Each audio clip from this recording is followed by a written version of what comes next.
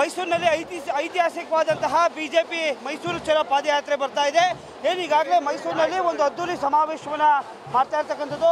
ಈಗ ನೀವು ನೋಡ್ತಾ ಇರ್ಬೋದು, ಮಾಜಿ ಸಚಿವರಾದಂತಹ ಜನಾರ್ದನ್ ರೆಡ್ಡಿ ಅವರು, ಶ್ರೀರಾಮುಲು ಅವರು ಕೂಡ ಈಗಾಗಲೇ ಪಾದಯಾತ್ರೆಯಲ್ಲಿ ಹೆಜ್ಜೆಯನ್ನು ಹಾಕ್ತಾ ಇದ್ದಾರೆ. ಈಗ ನಮ್ಮತ್ತೆ ಜನಾರ್ದನ್ ರೆಡ್ಡಿ ಅವರಿಗೆ ಬಂದಿಟ್ಟು ಮಾತಾಡೋಣ. ಸರ್ ನಮಸ್ತೆ ಸರ್, ಇದೊಂದು ಐತಿಹಾಸಿಕ ಪಾದಯಾತ್ರೆಯಲ್ಲಿ ಭಾಗಿಯಾಗ್ತಾ ಇದ್ದೀರಿ, ಏನಂತ ನೋಡಿ? ಇದು ಇತಿಹಾಸ. ಏನು ಬಳ್ಳಾರಿಗೆ ಸುಳ್ಳಿನ ಆರೋಪಗಳನ್ನ ಮಾಡಿ ಪಾದಯಾತ್ರೆ ಬಂದಿದ್ರು, 14 ವರ್ಷಗಳ ನಂತರ ಅವ್ರು ಮಾಡಿಕೊಂಡಿರೋ ಕೆಟ್ಟ ಕರ್ಮದಿಂದ ಮತ್ತೆ ಮೈಸೂರಿಗೆ ಮತ್ತು BJP ಪಾದಯಾತ್ರೆ ಬಂದಿರುವಂಥದ್ದು. ನಿನ್ನೆನೂ ಕೂಡ ಸಿದ್ದರಾಮಯ್ಯನವರು ನಾವೊಬ್ಬ ಹಿಂದುಳಿದ ನಾಯಕ ಅಂತೇಳಿ ನನ್ನನ್ನು ಇಳಿಸುವಂಥ ಪ್ರಯತ್ನ BJP ಮಾಡ್ತಿದ್ದೇನೋ ಅಂತ ಮಾತಾಡಿದ್ದಾರೆ ಸರ್. ನೋಡಿ, ಅವರು ಮಾಡಿಕೊಂಡಿರೋ ಹಗರಣಗಳಿಗೆ, ಆ ಹಗರಣಗಳನ್ನು ಹಿಂದುಳಿದ ನಾಯಕನ ಒಂದು ಕವರ್ ಮಾಡಿಕೊಳ್ಳೋ ಪ್ರಯತ್ನ ಮಾಡ್ತಾ ಇದ್ದಾರಲ್ಲ, ಒಬ್ಬ ಮುಖ್ಯಮಂತ್ರಿಯಾಗಿ ಅವರಿಗೆ ಶೋಭೆ ತರುವಂಥದ್ದಲ್ಲ.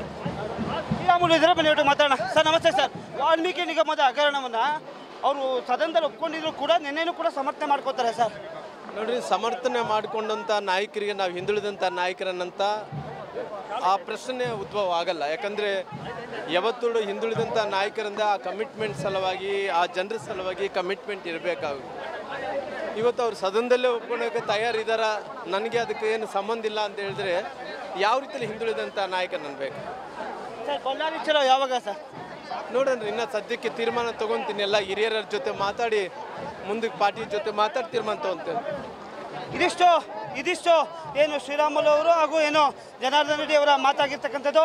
ಏನು ಬಳ್ಳಾರಿಗೆ ಮುಖ್ಯಮಂತ್ರಿ ಸಿದ್ದರಾಮಯ್ಯ ಪಾದಯಾತ್ರೆನ ಮಾಡಿದರು, ಸುಳ್ಳಿನ ಆರೋಪಗಳನ್ನ ಮಾಡಿದರು, ಅದರ ಪ್ರತ್ಯುತ್ತರವಾಗಿ ಇವತ್ತು ಮೈಸೂರಿನಲ್ಲಿ ಶಕ್ತಿ ಪ್ರದರ್ಶನವನ್ನು ಮಾಡ್ತೇವೆ ಅನ್ನೋದರ ಅಭಿಪ್ರಾಯ.